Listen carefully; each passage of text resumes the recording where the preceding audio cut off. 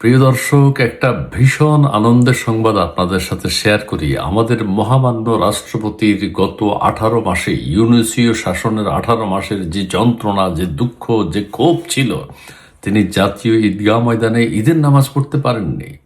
তিনি মানুষের সাথে ঈদের দিন শুভেচ্ছা বিনিময় করতে পারেননি। এই নিষ্ঠুরতা ইউনুস সরকার মহামান্য রাষ্ট্রপতির উপর দেখিয়েছে।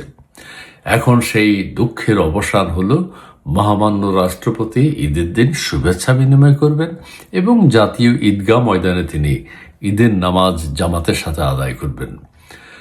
কি লিখেছে শাহাবুদ্দিন সাহেবের এই যে এতদিনকার একটা পুঞ্জীভূত ক্ষোভ, দুঃখ, যন্ত্রণা, বেদনা, সেটার অবসান হয়ে যাচ্ছে। রাষ্ট্রপতি মোহাম্মদ শাহাবুদ্দিন ও তার স্ত্রী রেবেকা সুলতানা, আরে ফার্স্ট লেডিও আছে, রেবেকা সুলতানা পবিত্র ঈদ উল ফিতর উপলক্ষে বঙ্গভবনে সর্বস্তরের মানুষের সাথে শুভেচ্ছা বিনিময় করবেন। আহা, কি আনন্দ!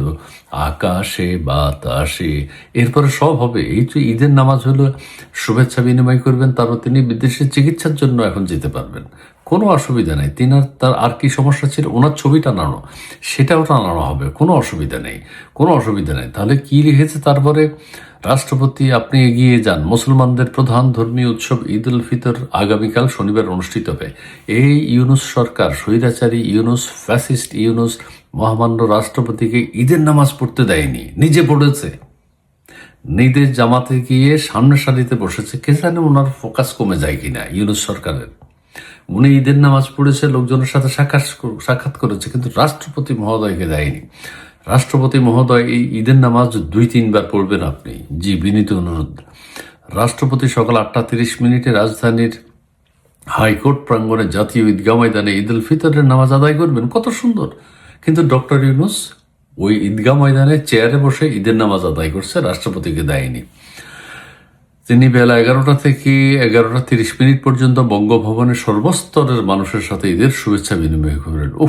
এগুলো এতদিন ইউনুস নিয়ে গিয়েছিল, কিন্তু এখন মুক্ত হয়েছে, ইউনুস থেকে মুক্ত হয়ে, এবং রাষ্ট্রপতির দুঃখটা ঘুচল।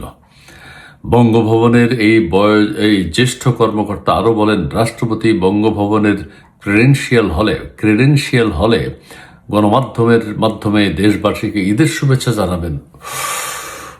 কি আনন্দ! মানে মা, আনন্দের শেষ নেই।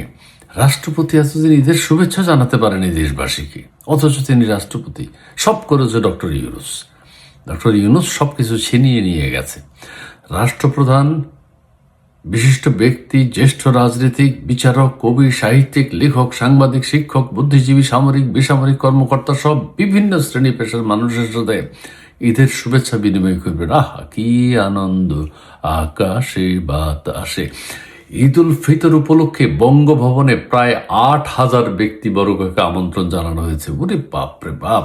আগত অতিথিদের ঐতিহ্যবাহী খাবার পরিবেশন করা হবে এবং আপ্যায়ন করা হবে। এই সময় রাষ্ট্রপতি পরিবারের সদস্যদের সাথে সময় কাটাবেন। আহা আহা, কি আনন্দ! রাষ্ট্রপতি মানে রাষ্ট্রপতি। তো এই হচ্ছে রাষ্ট্রপতি। এইভাবে তিনি যদি ঈদ উদযাপন করতে না পারেন, এর জবাব দেবে কে? ডক্টর ইউনুস। ডক্টর ইউনুস গত 18 মাস রাষ্ট্রপতিকে এইসব আনন্দ বিনোদন থেকে বঞ্চিত রেখেছেন। ডক্টর ইউনুস শুধু বঞ্চিত রাখে নাই, ডক্টর ইউনুস নিজে নিয়ে নিছে। ঈদের ময়দানে রাষ্ট্রপতি নামাজ পড়ার কথা, রাষ্ট্রপতির সাথে প্রধান উপদেষ্টা থাকবে, ঠিক আছে। ডক্টর ইউনুস রাষ্ট্রপতিকে আসতে দেয়নি।